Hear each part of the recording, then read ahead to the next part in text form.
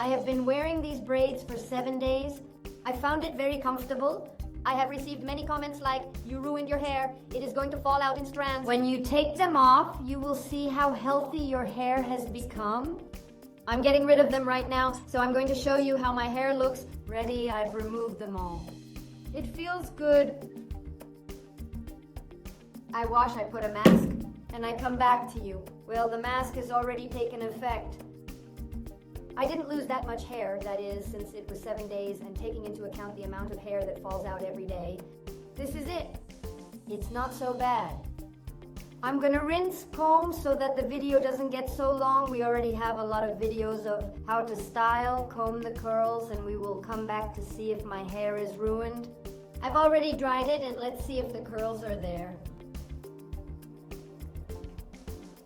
I don't think I went bald either. My hair didn't fall out.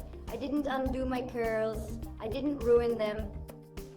I recommend the braids, 100% yes. It's delicious, it's a break. I already tried with extensions. I already tried without extensions. Definitely without extensions is the best option. I didn't expose my roots to the sun and everything has been fine. I send you a kiss, Mua.